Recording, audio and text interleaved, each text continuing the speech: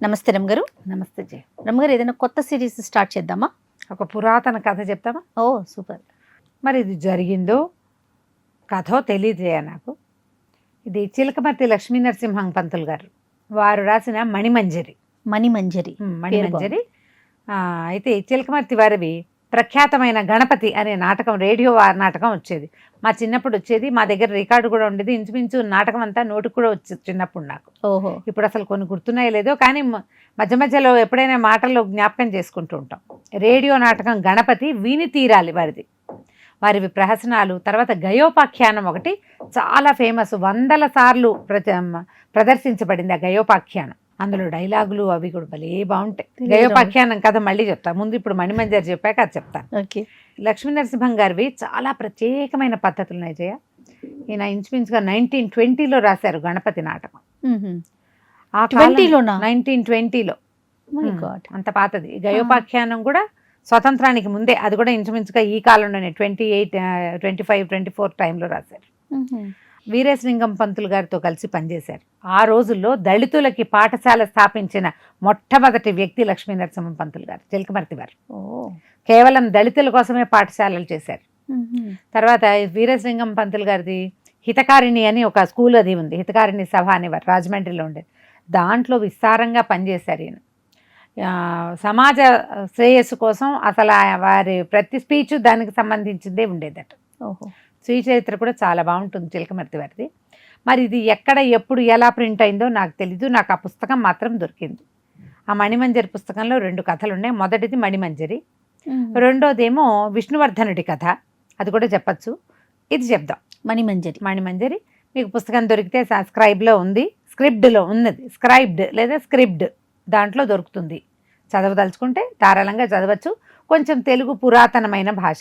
Okay, నేను కథ బ్రీఫ్గా చెప్తాను కాబట్టి తర్వాత మీరు పుస్తకం సంపాదించి చదివినా వినడానికి, చదవడానికి బాగుంటుంది, బాగా అర్థమవుతుంది. మరి టఫెస్ట్ లాంగ్వేజ్గా నేను చెప్పను, కానీ మీలాంటి వాళ్ళకి కష్టమే. ఓకే. ఈ కథ ప్రారంభం ఎట్లా చేస్తారంటే, విక్రమార్క చక్రవర్తి ఉన్న కాలం. ఆ కాలంలో విక్రమార్కుడు ఏదో ఒక ఉత్సవాల సమయంలో మొత్తం దేశంలో ఉన్న రాజులందరినీ పిలిచారు. ఆ సభకి చాలామంది రాజులు వచ్చారు. వాళ్లలో విదర్భరాజు మకరందుడు, సింధు దేశపు రాజు, లాట దేశపు రాజు చంద్రకేతుడు, వీళ్ళంతా సమవయస్కులు. ఓకే. కొద్దిగా సింధురాజు కొంచెం చిన్నవాడు. వీళ్ళందరూ కూడా, ఈ రాజులందరూ ఆ సభకు వచ్చారు. వస్తే విక్రమార్కుడు జైత్రయాత్ర ఏదో చేసి ఉత్సవం చేస్తే రాజులందరినీ పిలిస్తే వీళ్ళందరూ ఏంటంటే స్నేహితులు అన్నమాట. అయితే ఈ విదర్భరాజు అయినటువంటి మకరందుడు చాలా ప్రఖ్యాతుడు. విక్రమార్కుడు తర్వాత అంతటి ప్రఖ్యాతి పొందినవాడు. ఎలాంటి వాడంటే అతను హరిశ్చంద్రుడు అని చెప్పుకునేవాళ్ళు. ఆ కాలపు హరిశ్చంద్రుడిగా చెప్పేవారు. అతను మాట తప్పడు, ఆడిన మాట తప్పనివాడు. తర్వాత సంగీతంలో దిట్ట, మహామృదుభాషి, ప్రజల్ని కన్నబిడ్డల్లాగా పరిపాలించేవాడు మకరందుడు. అతని పేరు మకరందం అంటే తేనె కదా. అవును. ఎంత అద్భుతమైన వ్యక్తో. ఆ తర్వాత ఇంక సింధురాజు, లాట దేశపు రాజు, వీళ్ళంతా కూడా వచ్చారు. అందరూ వీళ్ళకి తండ్రుల నుంచి, తాత తండ్రుల నుంచి రాజ్యాలు వచ్చిన వాళ్ళే. ఒక్కొక్కళ్ళు ఒక్కొక్క రకం. అదే అందరూ వస్తే ఓ సభ తీర్చారు. ఆ సభలో మన విక్రమార్క చక్రవర్తి తాలూకు కావులు వీళ్ళంతా ఉన్నారు కదా, నవరత్నాలు, వరరుచి, వరాహమిహిరుడు, కాళిదాసు, ఇట్లా మహానుభావులు అందరూ ఉన్నారు, గొప్ప వాళ్ళంతా. ఆ సభలో ఏదో ఒక మాటలో డిస్కషన్ వచ్చింది. ఈ మాట్లాడేటప్పుడు ఏంటంటే, పూర్వకాలం పతివ్రతలు ఉండేవారు. ఆ పతివ్రతల పాతివ్రత్యం వల్ల ఆ కాలపు మగవారు, పురుషులు జయించేవారు. భార్యల పాతివ్రత్యమే భర్తలకి జయం అని ఇట్లాంటి ఒక డిస్కషన్ వచ్చింది. ఆ పతివ్రతలు ఎప్పుడు ఉన్నారు అని ఎవరో ఒకళ్ళు అన్నారు. అంటే లాటరాజైన చంద్రకేతువు ఇప్పుడు ఈ కాలంలో ఎక్కడున్నారు? పతివ్రతలు లేనుగాక లేరు. పతివ్రతలు లేరు అసలు ఈ కాలంలో. అందుకే భూమి ఇట్లా ఉందని మాట్లాడాడు. మాట్లాడితే మకరందుడు, విదర్భరాజైన మకరందుడు అలా అనడానికి వీల్లేదు. ఎప్పుడైనా సరే పతివ్రతామాతల్లుల వల్లే ఈ రాజ్యం, ఈ భూమి ఇట్లా నిలబడి ఉంటుంది. భూమి ఒక రాజు, ఆమెను చక్కగా పరిపాలిస్తాడు. ఆ భూమి అతనికి సరిపడా సంపదనిస్తుంది. రాజు సరైన వాడైతే భూమి సరైనది ఉంటుంది. భర్తలు సరైన వాళ్ళైతే స్త్రీలు సరైన వాళ్ళుగా ఉంటారు, పతివ్రతలు ఇప్పటికీ ఉన్నారు అని అతను గట్టిగా వాదించాడు. ఈ లాటరాజు ఒక రకమైన తుత్తరపాటు, అతను ఆగడనమాట. అతను అన్నాడు, ఎవరున్నారు 4 పేర్లు చెప్పు అని గద్దించాడు. మకరందుడు అన్నాడు, లేకేమయ్యా, నా భార్య పతివ్రత, నీ భార్య పతివ్రత, విక్రమార్క మహారాజు భార్యలందరూ పతివ్రతలు అన్నాడు. అనేసరికల్లా లాటరాజు అన్నాడు, ఏమిటి నీ భార్య పతివ్రత, అవునా అన్నాడు. అనేసరికి అవునన్నాడు మకరందుడు. నా భార్య అత్యంత పవిత్రురాలు, మహాపతివ్రత, ఆమె చాలా అద్భుతమైన గుణాలు కలిగింది, ఆమె లాంటి స్త్రీ నాకు లభించటమే నా జీవితానికి చాలా గొప్ప ఇది అన్నాడు. అనగానే ఈ చంద్రకేతు లాటరాజు ఈ నలుగురిలో తనని నిలవదీసేసరికల్లా, అంటే అపోజ్ చేసేసరికి ఆగలేకపోయాడనమాట. మరి అతను అన్నది ఇంకా పెద్ద మాట కదా రమ్మగారు. ఈ కాలంలో నేను సార్వజనీనంగా అన్నాను, నువ్వు నా భార్య పతివ్రత అని ఖచ్చితంగా చెప్తున్నావు కదా, నేటికి 1 రోజుల లోపల నీ భార్య పతివ్రత కాదని నేను నిరూపిస్తాను, నిరూపించకపోతే తలిస్తాను, నేను నిరూపిస్తే నీ తలిస్తావా అన్నాడు. ఇది చూడు, చిలికి చిలికి గాలివాన్ అయిపోయింది. ఈ వాదనలు పెరిగిపోయినాయి. కొంతమంది ఏమో అవును అది కరెక్టే, అవును ఇది కరెక్టే అన్నారు. విక్రమార్కుడు మధ్యలో ఉండిపోయాడు. వీళ్ళిద్దరూ చేరుకో పక్కన ఉన్నారు. 1 రోజుల్లో అసలు మకరందుడి భార్య పతివ్రత కాదని నిరూపిస్తానంటున్నాడు లాటరాజు. నిరూపించలేకపోతే నా తల ఇస్తాను, నిరూపిస్తే నీ తల ఇస్తావా అనేసరికి మకరందుడు కూడా ఊరుకోలే. అక్షరాలా ఇస్తాను అన్నాడు. తల ఇవ్వడానికి నాకు ఎటువంటి అభ్యంతరం లేదు, నువ్వు ఎప్పటికీ చేయలేవట్లా, నా భార్య పరమ పతివ్రత, నాకు ఎటువంటి అనుమానము లేదు, ఒకవేళ అలాంటిది అయితే తల ఏమిటి, ప్రాణం, క్షణాల్లో నా ప్రాణం నేనే ఇచ్చేస్తానన్నాడు. అనగానే సరే ఒట్టేసేసాడు వెంటనే చంద్రకేతువు. కాదు కూడదని విక్రమార్కుడు చెప్పబోయినా అతను వినలా. రెండో వాడు తూగి వచ్చేసాడు కదా ముందుకి, తూగేశాడు. మరి ఇంకెప్పుడు ఎవరిని ఆపుతారు, అతను ఒక్కడే అన్నాడు అనుకో, రెండో వాడు అనకపోతే ఈయన ఆపేవాడు. ఎప్పుడైతే నీ భార్య పతివ్రత కాదని నేను నిరూపిస్తాను అనగానే అవతల వాడు ఎందుకు ఊరుకుంటాడు, భార్య మీదకి వచ్చేసరికి ఊరుకోరు కదా. ఈయనకి ఏం చేయాలో తెలియలా. సభాసదులు చెరిసగమైపోయారు. కొంతమంది లాటరాజు వైపు, కొంతమంది మకరందుడి వైపు అయిపోయారు. ఇక ఒక తప్పనిసరి స్థితి వచ్చేసింది. ఇవాళ నుంచి 1 రోజులు మన గడువు, తల ఉత్తరించాలి. చంద్రకేతువు ఓడిపోతే నా తల నేను ఇస్తానంటున్నాడు. తలార్లతోటి ఇక్కడే ఉజ్జయిని మహానగరంలోనే నా తలని ఉత్తరించుకుంటాను, మీ భటులతోటి ఉత్తరింపించుకుంటా. ఒకవేళ మకరందుడు చెప్పింది తప్పైతే, మకరందుడు ఓడిపోతే అతని తల మీరు తీసుకుంటారా అనేసరికి ఇప్పుడు మకరందుడు అంటే పంచప్రాణాలు విక్రమార్కుడికి చాలా ప్రీతి. అతని గుణాలు అలాంటివి. పైగా అందరికీ తెలుసు, లోకప్రసిద్ధం మకరందుడి భార్య పరమ పతివ్రత. ఆ అమ్మాయి చాలా ఉత్తమరాలుగా ఎప్పటి నుంచో పేరు పడి ఉన్నది. వీడు ఓడిపోతాడు, సరే ఓడిపోతాడు, కానీ పీకుతురిచ్చాలిగా సాటి రాజుది. వాళ్ళంతటి వాళ్ళు పెట్టుకున్న పందానికి వీళ్ళు ఏం చేయగలుగుతారు? సరేనన్నారు. ఆనాటికి సభ చాలించారు. విక్రమార్కుడికి ఇదేమీ నచ్చల. ప్రభువుకి ఇదేమిటి, ఏదో మామూలు మాటలకు మొదలుపెట్టి లోకాభిరామాయణం మొదలుపెట్టి చివరికి పీకలు ఉత్తరించుకోవడానికి దాకా వచ్చిందే. చంద్రకేతు ఎట్లాగూ ప్రూవ్ చేయలేడు, చెయ్యకపోతే అతన్ని చంపాలి. ఒకవేళ చేస్తే మహానుభావుడైన మకరందుడిని నీళ్ళొదులు పెట్టుకోవాలి. సరే ఏదో ఊరుకున్నారు. ఏమనుకున్నారు, ఈ చంద్రకేతువు కొన్నాళ్ళకి ఇది మర్చిపోతాడనుకున్నారు. కానీ ఆ చంద్రకేతువు గుండెలు తీసిన బంటు. అతను వెంటనే ఉజ్జయిని మహానగరాన్ని వదిలేసి విదర్భ రాజ్యానికి ప్రయాణం అయ్యాడు. విదర్భకి ప్రయాణం అయ్యాక ఎంత భయం వేసిందంటే అతనికి, మామూలుగానే మనకు తెలుసు మకరంతుడు ఉత్తమోత్తముడు, కళ్యాణ గుణాలు కలిగిన వాడు, హరిశ్చంద్రుడికి సాటి వచ్చేంత గొప్పవాడుగా చెప్పబడతాడు. ప్రపంచమంతా స్నేహితులే అతనికి. ఆ ఊళ్ళో జనం రాజంటే రాజుకి ప్రాణాలు వదిలేయటానికి సిద్ధపడతారు. ఆ అమ్మాయి మహాపతివ్రతని ఎప్పటి నుంచో ఉన్నది. నేను ఇప్పుడు నిరూపించలేకపోతే ఎట్లా?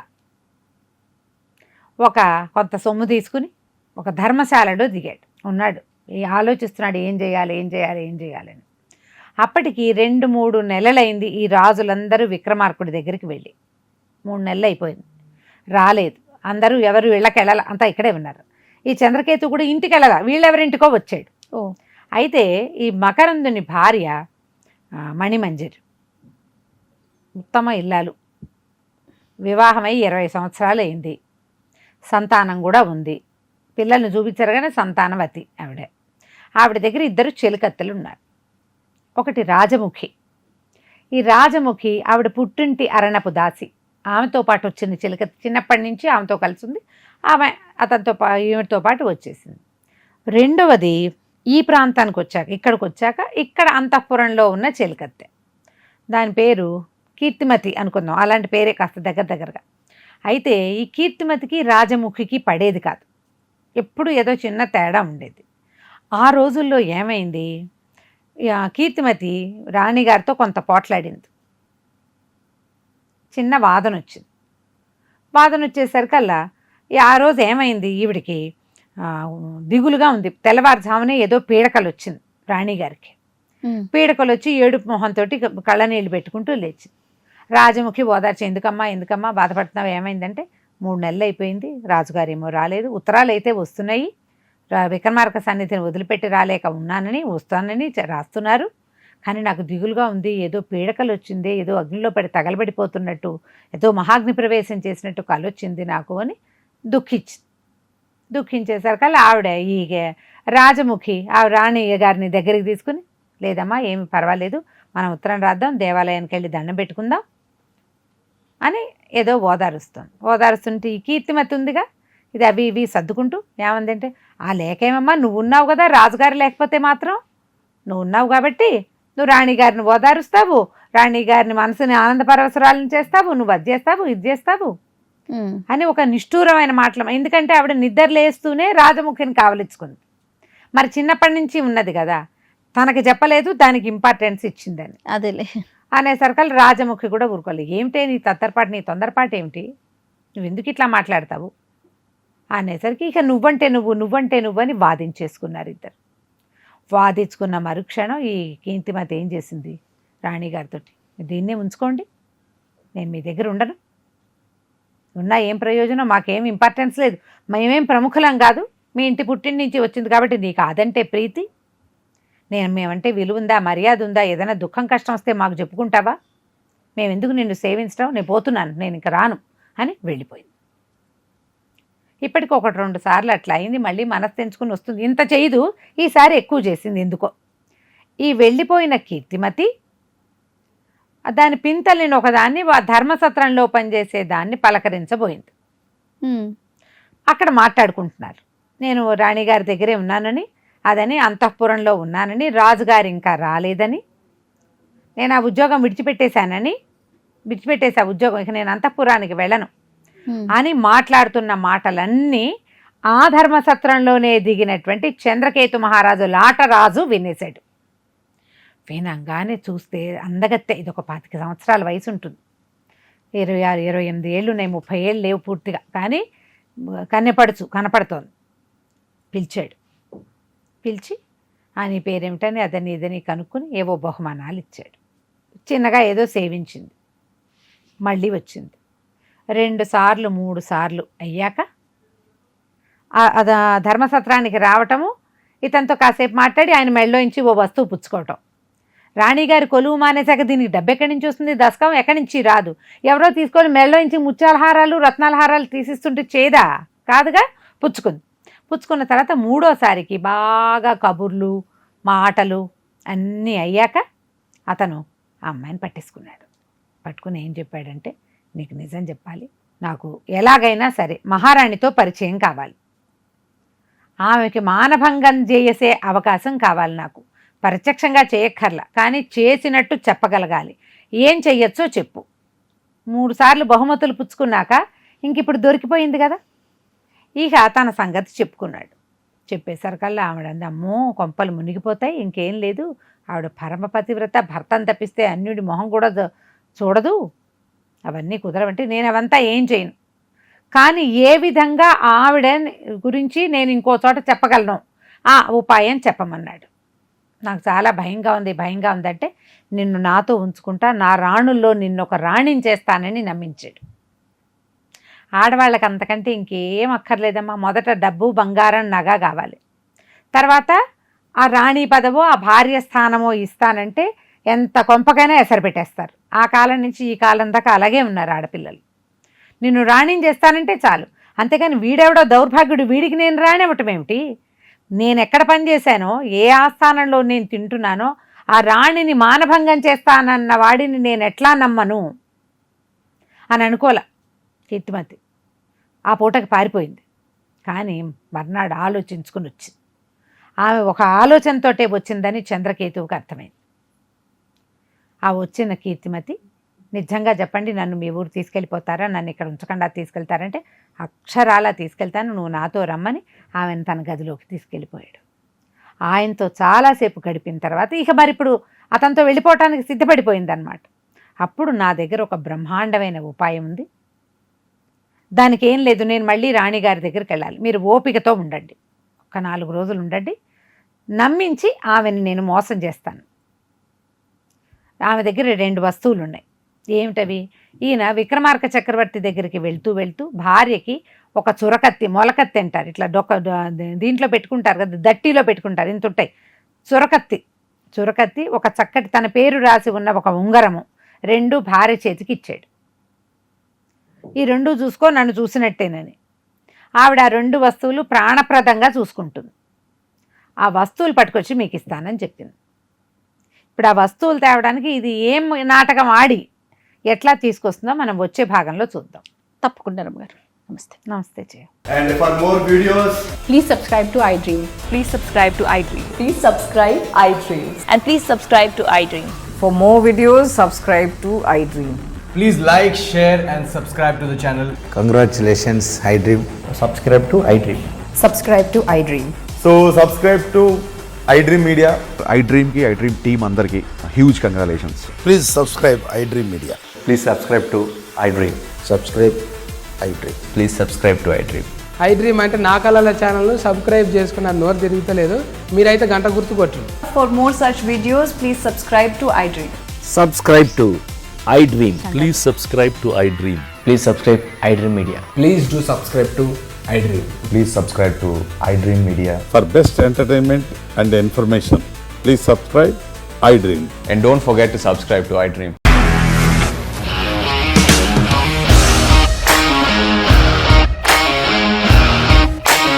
ఇండస్ట్రీలో కమిట్మెంట్ ఇష్యూస్ వస్తే నీకు కూడా వచ్చినట్టు? మార్నింగ్ తీసుకెళ్ళాడంటే కొట్టి పడేస్తాడు.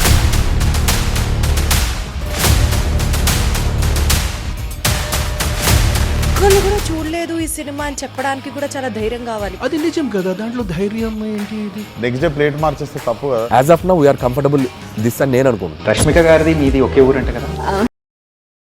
కోపం వచ్చిందంటే బాగా తిట్టేత్రా? తిట్టేద్దామండి. నిజంగా గేమ్ ని ఎలా చేంజ్ చేయగలిగారు? APSFC వాళ్ళకి 6 నెలల్లో నేను 6 లక్షలు కట్టా. బిజినెస్ చేయాలనుకుంటే it is as difficult as riding a tiger.